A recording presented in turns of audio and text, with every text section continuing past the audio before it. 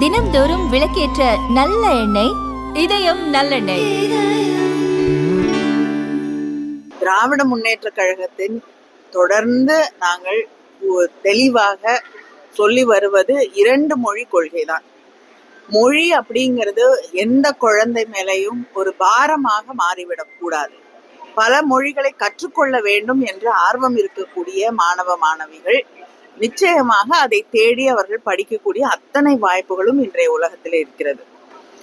நிறைய மொழிகளை கத்துக்கணும்னா அதற்கான வழிமுறைகள் இருக்கு. ஆனா பாடத்திட்டத்தோடு ஒவ்வொரு குழந்தை மேலையும் இன்னொரு சுமையாக மொழியை மாற்றுவது அப்படிங்கிறது ஏற்றுக்கொள்ள முடியாத ஒன்று. தொடர்ந்து ஒன்றியத்தில் இருக்கக்கூடிய பாஜக அதை செய்து வருகிறது.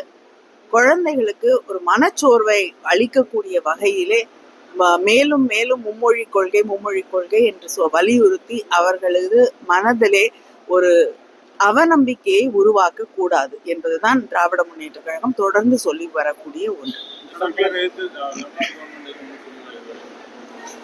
அவங்க ஒன்றிய அரசாங்கத்தை எதிர்த்து எதுவுமே பேசுவதில்லை என்ற நிலைப்பாட்டை எடுத்திருக்கிறார்கள். அதனால அவங்களுக்கு கிட்ட இருந்து நம்ம எதிர்பார்க்கிறதே தப்பு.